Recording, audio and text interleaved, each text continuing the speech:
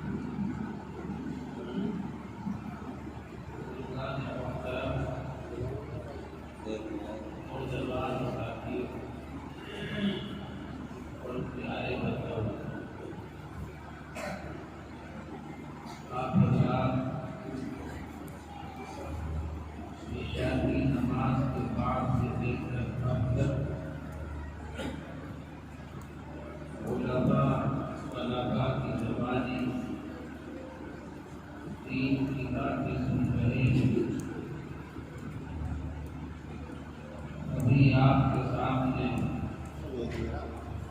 محترم اور محترم حضرت مولانا امین الدین صاحب کا خطاب ہو رہا تھا اور ان کی زبانی آپ سن رہے تھے کہ اللہ کی جانب سے اس رات میں اس کی چیزوں کے بارے میں اعلان کیا جاتا ہے. آپ حضرات کو تفصیلی گفتگو سے کہے تھے. میرے بھائیوں، کہ آپ حضرات کو نوافل بھی پڑھنی ہے، ذکر و اذکار بھی کرنا ہے، اور اللہ جس عبادت کی توفیق دے اس کو بھی انجام دینا ہے. اس لیے مختصر وقت میں مختصر سی باتیں مجھے آپ کے گوش گزار کرنی ہے. عزیزان گرامی، میں نے قرآن مقدس کا جو حصہ آپ کے سامنے تلاوت کیا ہے، اس کے اندر حق جل جلالہ و عظم نوالہ نے ایمان والوں کو خطاب کر کے کہا، مخاطب بنا کر کے کہا کہ تمہارے لیے وہ تمام چیزیں ہیں جنت میں جن کی تم خواہش کرو گے، جن کو تم مانگو گے. اللہ تبارک و تعالیٰ نے فرمایا وَلَكُمْ فِيهَا مَا تَشْتَهِي أَنفُسُكُمْ وَلَكُمْ فِيهَا مَا تَدَّعُونَ. اور جنت کے اندر تمہارے لیے وہ تمام چیزیں ہوں گی جو تمہارے جی چاہیں گے اور جن کو تم مانگو گے. اللہ تبارک تبارک و تعالی نے جنت ایک مقام بنایا ہے جو بہت ہی عمدہ مقام اور بہت ہی عمدہ ٹھکانہ ہے۔ اس کی کسی چیز کا نقشہ کوئی انسان اس دنیا کے اندر پورے طور پر بیان کرنا چاہے، کھینچنا چاہے تو یہ ممکن نہیں۔ اس لیے کہ تاجدار مدینہ صلی اللہ علیہ وسلم نے فرمایا کہ جنت کے اندر جو نعمتیں ہوں گی، خواہ وہ محل کی نعمت ہو، دودھ کی نعمت ہو، شہد کی نعمت ہو، حور غلمان کی نعمت ہو، کھانے پینے کی چیزوں کی نعمت ہو، کوئی بھی نعمت ہو، وہ ایسی نعمتیں ہوں گی ما لا عین رأت ولا اذن سمعت ولا خطر على قلب بشر، او کما قال علیہ السلام کہ جنت کے اندر جنتیوں کے لیے جو نعمتیں ہوں گی، ایسی نعمتیں ہوں گی کہ کسی آنکھ نے ایسی نعمتوں کو نہیں دیکھا، ولا اذن سمعت، اور کسی کان نے ایسی نعمتوں کے بارے میں نہیں سنا ہوگا، ولا خطر علی قلب بشر، اور کسی انسان کے قلب کے اندر کبھی خیال بھی نہیں آیا ہوگا۔ ایسی عمدہ اور بہترین نعمتیں اللہ تبارک و تعالی جنت کے اندر اپنے چہیتے بندوں کے لیے عطا کرے گا۔ عزیزان گرامی، یہ جنت جو اللہ عز و جل نے بہترین مقام بنایا ہے، یہ مقام ایسا ہے کہ اس کے اندر کوئی بھی کام انسان کو اپنے جی کے خلاف کرنے کی ضرورت پیش نہیں آئے گی۔ کوئی بھی کام وہاں ایسا نہیں ہوگا کہ انسان چاہتا کچھ اور تھا، وہ کچھ اور گیا۔ انسان کی جی کے اندر آیا کچھ تھا، وہ کچھ گیا۔ انسان کی طبیعت میں، انسان کے دماغ میں بات کسی اور چیز کے بارے میں آئی تھی، دیکھی گئی کوئی اور چیز، ایسا وہاں بالکل نہیں ہوگا۔ اللہ تبارک و تعالی نے اس کائنات کے اندر 3 عالموں کو پیدا فرمایا ہے، اور تینوں عالموں کا معاملہ الگ الگ ہے۔ تینوں عالموں کا اللہ نے انداز جداگانہ رکھا ہے۔ اللہ پاک نے جنت ایسی جگہ بنائی، ایسا عالم اللہ نے جنت کو بنایا کہ انسان جو بھی چاہے گا وہی اس کے ساتھ میں ہوگا، جو مانگے گا وہ اسے عطا کیا جائے گا۔ احادیث کی روشنی میں جب ہم دیکھتے ہیں تو پیارے نبی صلی اللہ علیہ وسلم یہ فرماتے ہوئے نظر آتے ہیں کہ اگر کوئی انسان جنت کے اندر پہنچ جانے کے بعد یہ خواہش رکھے گا، دل میں اس کے یہ خیال آئے گا کہ میں انار کا جوس استعمال کروں، حالت یہ ہوگی کہ وہاں نہ تو انار کا درخت نظر آ رہا ہوگا، نہ انار کا جوس نکالنے کا کوئی انتظام سامنے ہوگا، نہ کوئی مشین سامنے ہوگی، مگر اللہ تبارک و تعالی جنتی کی خواہش کی تکمیل فوراً کرے گا۔ جو ہی دل کے اندر خیال آئے گا کہ میں انار کا جوس پی لوں، گرچہ وہاں انار کا درخت نہیں ہے، انار وہاں سامنے نظر نہیں آ رہے ہیں، انار کا جوس نکالنے کا کوئی انتظام نہیں ہے، مگر اللہ تبارک و تعالی اپنے نیک بندے کی خواہش کو فوراً پورا کرے گا۔ خیال میں بات آئے گی، سامنے انار کے جوس کا گلاس پیش کر دیا جائے گا۔ حدیث پاک کے اندر آقا علیہ السلام نے فرمایا کہ اگر کوئی انسان جنت میں پہنچ یہ چاہے گا کہ میں باپ بن جاؤں، میرا کوئی بیٹا ہو جائے، اللہ تبارک و تعالی جنتی کی اس خواہش کو بھی پورا کرے گا۔ یہ ایسی خواہش کہ اگر انسان کے دل میں دنیا کے اندر یہ خواہش پیدا ہو تو اس کے مختلف مرحلوں سے گزرنا پڑتا ہے، مختلف حالات سے دوچار ہونا پڑتا ہے، مختلف اسباب کو اختیار کرنا پڑتا ہے۔ اگر کوئی انسان دنیا میں چاہے کہ میں باپ بن جاؤں تو باپ بننے کے لیے اسے پہلے نکاح کا عمل انجام دینا ہوتا ہے، رشتہ ازدواج منسلک ہونا پڑتا ہے، پھر میاں بیوی کے جو خاص تعلقات ہوتے ہیں ان کا وجود ہوتا ہے، پھر جب اللہ کو منظور ہوتا ہے منشاء رب کے مطابق اور اللہ کے حکم کے مطابق نطفہ رحم مادر میں ٹھہرتا ہے اور حمل قرار پاتا ہے، پھر حمل کو معرض وجود میں آنے کے لیے کبھی 9 مہینے، کبھی اس سے کم اور زیادہ وقت لگ جاتا ہے، بچہ پیدا ہوتا ہے، پھر وہ مختلف مرحلوں سے گزر کر جوان ہوتا ہے، کبھی اس کے دودھ پینے کا وقت ہے، کبھی انگلی پکڑ کر کے چلانے کا وقت ہے، کبھی اس کی زبان کے ذریعے مختلف الفاظ کے نکلوانے کا وقت ہے، کبھی اسے چلنا سکھایا جاتا ہے، کبھی اسے بولنا سکھایا جاتا ہے۔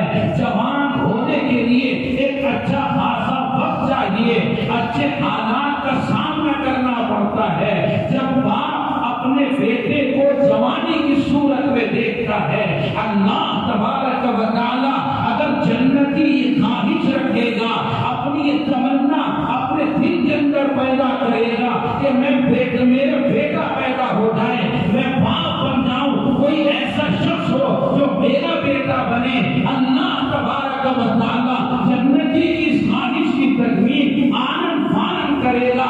جیسے ہی دماغ کے اندر خیال پیدا ہوگا، دل کے اندر داعیہ پیدا ہوگا، خواہش پیدا ہوگی، اس کے سامنے جوان اس کا بیٹا موجود ہوگا۔ اللہ تبارک و تعالی نے اس مقام کو بنایا ہی اس طرح سے ہے کہ وہاں جو چاہو گے ملے گا، جو چاہو گے اللہ کو عطا کرے گا، جس چیز کی خواہش رکھو گے اللہ خواہش کی تکمیل کرے گا، اس لیے کہ اللہ نے اس کو خواہشات کی تکمیل ہی کے لیے بنایا۔ مگر یہ مقام ملے گا کب؟ تاجدار مدینہ صلی اللہ علیہ وسلم نے فرمایا حفرت الجنت بالمکارہ، جنت کو حاصل کرنے کے لیے انسان دنیا کے اندر ناپسندیدہ چیزوں کا سامنا کرے گا، اپنے نفس کی خواہشات کو پامال کر کے آخرت کا فکر، آخرت کی فکر دل کے اندر رکھ کر آخرت کی تیاری کرے گا، تو اللہ تبارک و تعالی یہاں کی پریشانیوں کے بدلے، یہاں کی مصیبتوں کے بدلے، یہاں کی خواہشات کو پامال کرنے کے بدلے بہترین مقام جنت کی صورت میں اللہ عطا کرے۔ بہت خوبصورت مقام، ہر نعمت لاجواب اور بے مثال۔ اللہ سے دعا فرمائے اللہ تبارک و تعالی وہ عالم جنت ہر ایمان والے کو عطا فرما دے، اور جنت میں جانے والے جو کام ہیں اللہ ان کاموں کو انجام دینے کی توفیق نصیب فرما دے۔ اللہ پاک نے دوسرا عالم اس کائنات کے اندر عالم جہنم کو بنایا۔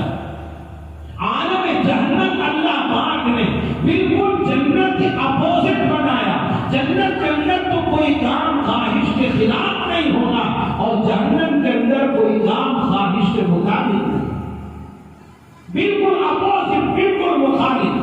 جنت میں ہر کام خواہش کے مطابق، وہاں ہر کام خواہش کے خلاف۔ کون انسان چاہتا ہے کہ مجھے شعلوں کے حوالے کر دیا جائے، مجھے آنکھ کے اندر داغ ڈال دیا جائے، مجھ پر اژدہا، سانپ اور بچھو مسلط ہو جائے، اور جب پیاس شدت کی لگے تو مجھے کھولتا ہوا پیپ پلایا جائے؟ کوئی انسان اس چیز کو نہیں چاہتا، لیکن وہاں یہ سب کچھ ہو،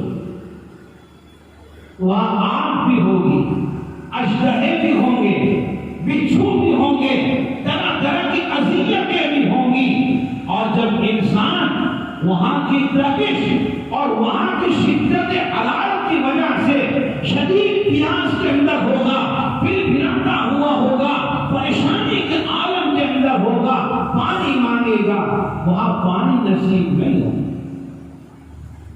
پانی میسر نہیں آئے، کیا ملے گا؟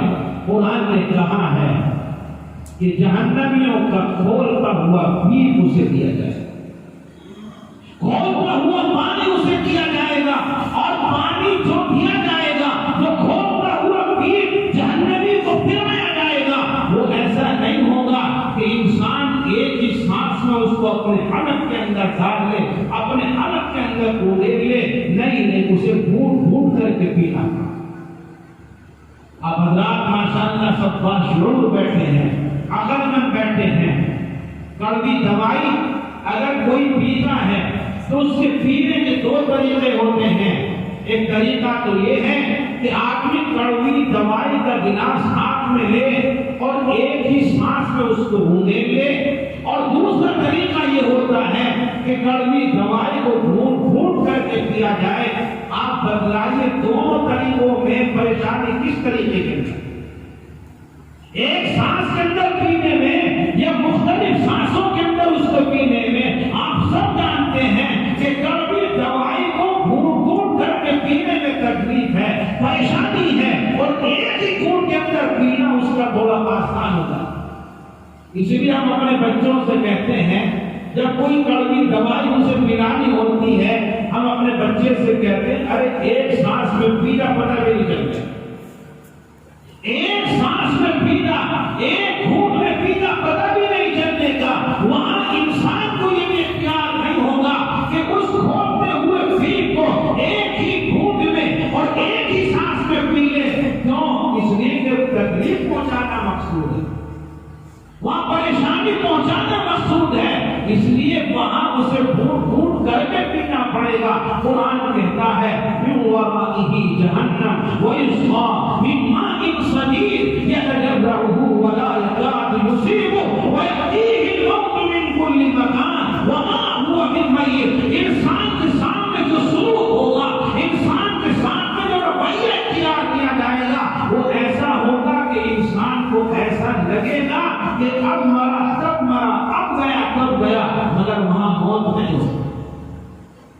اس لیے کہ موت بہت ساری پریشانیوں سے انسان کو نجات دے دیتی ہے۔ دنیا کے اندر انسان بیماری میں ہو، مصیبت میں ہو اور الجھنوں کے اندر ہو، موت آ جاتی ہے تو سب سے پیچھا چھوٹ جاتا ہے، نہ کوئی بیماری، نہ کوئی مصیبت، نہ کوئی آفت، اس دنیا کی مصیبت سے اس کا پیچھا چھوٹ جاتا ہے۔ آگے چل کر کیا ہوگا وہ اللہ جانے، مگر اس دنیا کی مصیبت سے اس کا پیچھا چھوٹ جاتا ہے۔ اس موت کے بعد چونکہ کوئی موت نہیں ہے، حالات تو ایسے ہوں گے کہ انسان کو لگے گا تو اول جائے گا، مگر وہاں موت نہیں ہوگی، موت نام کی کوئی چیز نہیں ہوگی، ہمیشہ اسی طرح کی پریشانیوں میں جہنم میں پھنسا ہے۔ اور جہنم میں لے جانے والے کام کون سے ہیں؟ اللہ اور اس کے رسول کی نافرمانی، اللہ اور اس کے رسول کے حکم کو توڑنا، اللہ اور اس کے رسول کے حکم سے بغاوت کرنا اور اس کی نافرمانی کرنا، اس کے احکام کے احکام کا مقابلہ کرنا، احکام کو پیٹ پیچھے ڈال دینا اور اپنی مرضی کے مطابق اس زندگی کو گزارنا، اس زندگی کے لمحات کو گزارنا، یہ وہ چیزیں ہیں جو انسان کو ڈالنا میں دھکیل دیتا ہے۔ اور جہنم انتہائی خطرناک مقام ہے، ہم سب کو اللہ سے دعا کرنی چاہیے اللہ تبارک و تعالی اس خطرناک مقام سے، جہنم سے اللہ ہم سب کی حفاظت کرے۔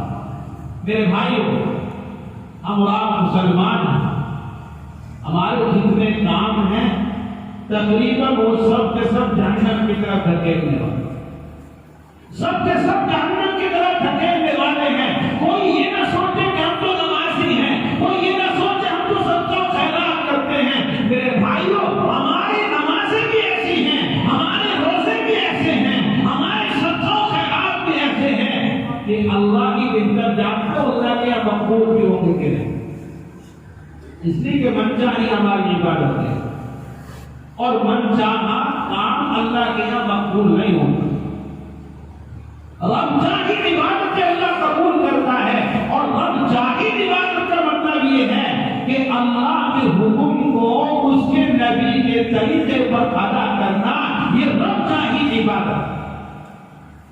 اپنے من کے مطابق جو چاہے گھڑ دیا، جیسے چاہے نماز پڑھ لی، نماز کے ارکان کو صحیح ادا کیا نہیں کیا کچھ نہیں پتا، قرآن اس کے اندر صحیح کی نہیں کی کچھ نہیں پتا، تو میرے بھائیوں یہ من چاہی عبادتیں ہیں، اللہ کے رب چاہی عبادتیں مقبول ہوتی ہیں۔ اللہ تعالیٰ سے دعا فرمائیں، اللہ تبارک و تعالیٰ اس عالم جہنم سے جو خطرناک ٹھکانہ ہے، ہر ایمان والے کی حفاظت فرما دے، اللہ ہمیں بھی اس جگہ سے بچائے۔ اس کے علاوہ تیسرا عالم اللہ نے بنایا ہے عالم دنیا، یہ جو ہم جس جگہ جی رہے ہیں یہ عالم دنیا ہے۔ اس عالم دنیا کو اللہ پاک نے دونوں چیزوں سے ملا جلا کر کے پیدا کیا ہے۔ جنت کے اندر خالص سکون اور راحت ہے، جہنم کے اندر خالص تکلیف ہی تکلیف ہے۔ جنت کے اندر سارے کام نفس کے مطابق ہوتے ہیں، جہنم کے اندر ہر کام نفس کے خلاف ہونا ہے۔ اس دنیا کو اللہ پاک نے دونوں چیزوں سے ملا جلا کر کے پیدا کیا ہے۔ اس دنیا کے اندر راحتیں بھی ہیں، تکلیفیں بھی۔ اس دنیا کے اندر نفس کے خلاف بھی کام ہوتے ہیں اور نفس کے مطابق بھی کام ہوتے ہیں۔ اس دنیا کی زندگی میں، اس عالم دنیا کے اندر بڑے سے بڑا امیر، بڑے سے بڑا رئیس، بڑے سے بڑا بادشاہ یہ دعویٰ نہیں کر سکتا کہ زندگی میں کوئی کام میرے مزاج کے خلاف نہیں ہو، میرے جی کے خلاف کبھی کوئی کام نہیں ہوا۔ کوئی بڑے سے بڑا بادشاہ یہ دعویٰ نہیں ہوا، اور بڑے سے بڑا غریب، نادار اور مفلس یہ نہیں کہہ سکتا کہ کبھی مجھے کوئی راحت ہی نہیں ملی، مجھے کبھی کوئی سکون کا ساتھ ہی میسر نہیں آیا۔ اگر کہے گا تو جھوٹا ہے، اگر کہے گا ناشکرا ہے۔ اللہ پاک نے اس دنیا کو دونوں چیزوں سے ملا کر کے بنایا ہے، یہاں راحتیں بھی ہیں، راحتوں کے ساتھ تکلیفیں بھی ہیں، چاہے کتنا ہی بڑا امیر کبیر بھی ہو۔ اور اگر دیکھا جائے جو جتنا بڑا مالدار ہے، جو جتنا بڑا امیر ہے، اس کے بھیجے میں اتنی زیادہ ٹینشن ہے، اس کے دماغ میں اتنی زیادہ ٹینشن ہے۔ مفلس اور نادار کو تو صرف فکر ہے کھانے کا، دو روٹی اسے مل جائے اس کے دماغ میں تو صرف یہ فکر ہے۔ اور مالدار اور رئیس کے دماغ کی فکروں کا آپ پٹارا کھول کر کے دیکھو گے تو الامان الحکیم، کہیں پیسہ کمانے کی دھن ہے، پیسہ کما لیا تو اسے خرچ کرنے کی دھن ہے، نمائش کی دھن ہے، نہ جانے کتنی فکریں اس کے دماغ میں۔ اور میرے بھائیوں پیسے سے تو راحت ملتی بھی نہیں، ہم سوچتے ہیں بہترین کر کے مل گئے راحت مل گئی، راحت بہترین خطوں سے نہیں ملتی۔ حضرت مولانا سجاد نعمانی صاحب دامت برکاتہم العالیہ نے ایک بڑا عجیب بات یہ بیان فرمایا، فرماتے ہیں کہ مجھے ایک سفر پر جانا تھا، پلین اور ہوائی جہاز کا سفر تھا۔ میں ایئرپورٹ پہنچا اور اپنی جو کارروائی ہوتی ہے اس کو مکمل کر کے میں ہوائی جہاز کے اندر بیٹھا۔ ہوائی جہاز کا وقت ہو چکا تھا لیکن ہوائی جہاز ہوتا نہیں، ہوائی جہاز پرواز نہیں بن رہا ہے۔ میں نے اسٹاف کے آدمی سے پوچھا کہ بھائی جب وقت ہو چکا ہے، وقت ہو رہا ہے، تو پھر ہوائی جہاز کیوں نہیں اڑ رہا ہے، کیوں پرواز نہیں کر رہا ہے؟ ایک دو مرتبہ تو اس نے آنا گامی سی گلی بتانے میں حضرت فرماتے ہیں اسٹاف کے ایک آدمی نے مجھے بتایا کہ ایک بہت بڑا امیر کبیر آدمی، اسے اسی ہوائی جہاز سے سفر کرنا ہے، وہ ابھی نہیں پہنچا، اس کے انتظار میں رکا ہوا۔ عامی آدمی کا انتظار تو کبھی نہیں کرتا ہوائی جہاز۔ آپ نے دیکھا ہوگا کوئی عمرہ کرنے کے لیے جاتا ہے، کوئی حج کرنے کے لیے جاتا ہے، اگر 5 منٹ 1 منٹ بھی کوئی لیٹ ہو جائے تو انتظار نہیں ہوتا، وہ جاتا پروان پکڑ لیتا ہے۔ لیکن اس کی وجہ سے وہ لیٹ ہو رہا تھا اور اس کو مؤخر کیا جا رہا تھا۔ حضرت فرماتے میں نے پوچھا کہ بھئی کون ہے وہ جس کے انتظار میں ہوائی جہاز میں رکا ہوا ہے؟ حضرت سے اس نے بتلایا کہ رتن ٹاٹا، جو ٹاٹا فیکٹری کی کمپنی کا مالک ہے، اس کے انتظار میں رکا ہوا ہے۔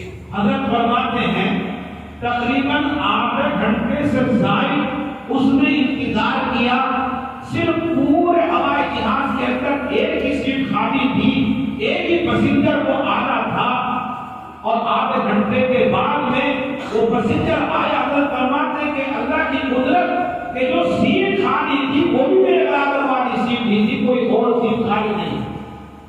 وہ آیا، ایک پیسنجر آیا اور میرے برابر میں بیٹھ گیا۔ حضرت فرماتے ہیں کہ مجھے پتا چل گیا کہ رتن ٹاٹا ہے، ٹاٹا کمپنی کا مالک ہے۔ میرے قریب میں جب وہ بیٹھا اور ہوائی جہاز میں اڑان بھری پرواز شروع کی، میں نے ان سے پوچھا کہ نام لے کر کے رتن صاحب ماشاءاللہ آپ کو اللہ نے بڑی دولت دی ہے، بڑا سرمایہ دیا ہے، آپ بہت بڑی کمپنی کے مالک ہیں، دنیا کے اندر آپ کا نام چلتا ہے، ساری دنیا کے اندر آپ کا نام اچھے انداز میں لیا جاتا ہے، تو آپ کی زندگی تو بڑی راحت والی ہوگی، بڑے سکون والی ہوگی۔ حضرت فرماتے ہیں کہ جب میں نے اس سے یہ کہا تو وہ کہنے لگا اللہ کہ آپ اپنا کام کرو، مجھے ڈسٹرب نہ کرو، آپ اپنا کام کرو، مجھے ڈسٹرب نہ کرو۔ حضرت فرماتے میں خاموش ہو گیا۔ پھر تھوڑی دیر کے بعد پھر میں نے اس سے پوچھا آپ اتنے بڑے مالدار سرمایہ دار ہیں، آپ کو تو بڑی راحتیں ملتی ہوں گی، آپ کی زندگی تو بڑی عیش اور خوشی کی گزرتی ہوگی۔ اس نے پھر خاموشی اختیار کی اور چپ کرنے کی کوشش کی۔ حضرت فرماتے کئی مرتبہ کے بعد اس نے جواب دیا بولے جی جب آپ بار بار پوچھ رہے ہو تو خوشی کیا چیز ہوتی ہے میں آپ کو بتاتا ہوں۔ جب ہم چھوٹے چھوٹے تھے تو ہم جانتے تھے خوشی کسے کہتے ہیں۔ جب ہم بڑے ہوئے اور مال اور دولت ہمارے پاس آیا ہم بھول ہی گئے کہ خوشی کس چیز کا نام ہوتا ہے، راحت کس چیز کا نام ہوتا ہے، ہمیں پتہ ہی نہیں۔ اس لیے آپ دیکھو جو جتنا زیادہ بڑا مالدار ہوگا وہ اتنا ہی پریشان ہوگا۔ اللہ تبارک و تعالیٰ نے اس دنیا کو دونوں چیزوں سے ملا کر کے پیدا کیا ہے۔ اس دنیا کے اندر کسی کی راحت خالص نہیں ہے، کسی کی تکلیف خالص نہیں ہے۔ اب جب اس دنیا کے اندر چیز کے خلاف کام ہونے ہی ہونے ہیں تو عقل مند انسان وہ ہے جو اس دنیا میں نفس کے خلاف کام کر کے اپنے رب کو راضی کر لے، اپنے خالق کو راضی کر لے، اپنے مالک کو راضی کر لے، وہ انسان عقل مند ہے، نفس کے خلاف کام بھی کر رہا ہے، رب بھی اس کا راضی نہیں ہو رہا ہے، رب بھی اس سے ناراض ہو رہا ہے۔ تو یاد رکھو میرے بھائیوں وہ ناکام انسان ہے، وہ بیوقوف انسان ہے۔ حضرت حاجی امداد اللہ مہاجر مکی رحمۃ اللہ علیہ فرمایا کرتے تھے کہ اگر کوئی آدمی نرم و گداز بستر پر لیٹا ہوا ہے اور مؤذن کی آواز اس کے کانوں میں پہنچی ہے، مؤذن پکار رہا ہے حی علی الصلاۃ حی علی الفلاح، آؤ نماز کی طرف، آؤ کامیابی کی طرف، اور اسے طبیعت نہیں چاہتی، اس کی طبیعت آمادہ نہیں ہے کہ نرم و گداز بستر کو چھوڑ کر میں مؤذن کی پکار کو قبول کروں، اپنے کاروبار کو چھوڑ کر مسجد کے اندر جا کر نماز ادا کروں۔ اسی وقت فوراً اسے تصور کرنا چاہیے، یہ سوچنا چاہیے کہ اگر کسی وقت میں میرے پاس کوئی خبر آ جائے کہ تمہیں خدا حاکم کی طرف سے بلاوا آیا ہے، تمہیں کچھ کیا جائے گا، میں آگے بڑھ کر یہ کہتا ہوں کہ اگر اسے اسی وقت میں یہ اطلاع مل جائے کہ تمہارے خدا عزیز کا ایکسیڈنٹ ہو گیا ہے، اللہ سب کی وجہ سب کی حفاظت فرمائے، حادثے سے کسی کی اطلاع آ جائے کہ تمہارے رشتے دار کا ایکسیڈنٹ ہو گیا ہے، تمہارے رشتے دار کو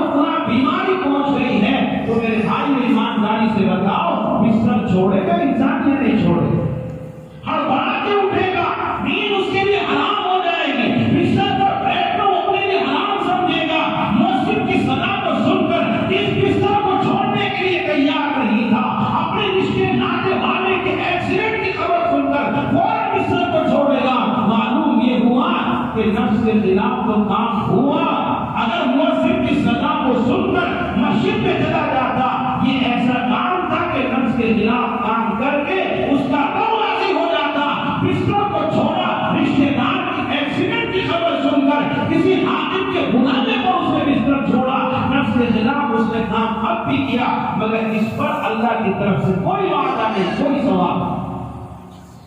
اس لیے میرے بھائیوں، ہمیں اور آپ کو یہ حقیقت دل کے اندر بٹھا لینی چاہیے کہ اس دنیا کو اللہ پاک نے اسی طرح سے بنایا ہے کہ یہاں نفس کے خلاف ورزیاں بھی ہوتی ہے۔ اب ہمیں نفس کی مخالفت اور نفس کے خلاف وہ کام کرنے ہیں جن سے اللہ راضی ہوتا ہو، اللہ راضی ہوتا ہو، اللہ خوش ہوتا ہو۔ اب اللہ کاروباری لوگ ہیں، مسجد کا تقاضا ہوا، مدرسے کا تقاضا سامنے آیا، کسی بھلائی کے کام کے کرنے کا تقاضا سامنے آیا، اس میں پیسہ خرچ ہونا ہے، سرمایہ لگنا ہے، ہماری طبیعت نہیں چاہ رہی ہے کہ ہم پیسہ مسجد میں خرچ کریں، پیسہ مدرسے میں خرچ کریں، بھلے کام کے اندر خرچ کریں۔ اسی وقت یہ تصور کریں کہ ہماری طبیعت مسجد میں دینے کو نہیں چاہ رہی ہے، مدرسے میں دینے کو نہیں چاہ رہی ہے، اگر پولیس والے ہم سے آ کر کے مانگنے لگے تو طبیعت کے خلاف دینا پڑے گا کہ نہیں دینا پڑے گا؟ میرے بھائیوں، یقیناً دینا پڑے گا، دیا جاتا ہے۔ معلوم یہ ہوا کہ ایک نفس کے خلاف کام کرنے میں جنت کا ٹکٹ مل رہا تھا، اور دوسرے نفس کے خلاف کام کرنے میں نہ دنیا ہماری بن رہی ہے، نہ آخرت ہماری بن رہی ہے۔ اس لیے میرے بھائیوں، نفس کے خلاف کام کر کے اپنے رب کو راضی کرنے کی کوشش کرو۔ جب رب کو راضی کرنے کی کوشش کی جائے گی، اللہ ہم سے راضی ہو جائے گا، اور جب اللہ راضی ہو جائے گا تو اللہ جنت کی نعمتوں سے ہمیں مالا مال کرے گا، جہنم کے عذاب سے اور عذاب آخرت سے اللہ ہماری حفاظت فرمائے گا۔ اللہ تبارک و تعالیٰ سے دعا ہے، اللہ تبارک و تعالیٰ ہمیں بہترین زندگی جینے کی توفیق نصیب فرما دے، اپنے مرضی پر چلنے کی ہم سب کو توفیق نصیب فرما دے۔ اللہ تبارک و تعالیٰ اس مبارک رات کی قدر کی ہم سب کو توفیق نصیب فرما دے۔ وآخر دعوانا الحمدللہ۔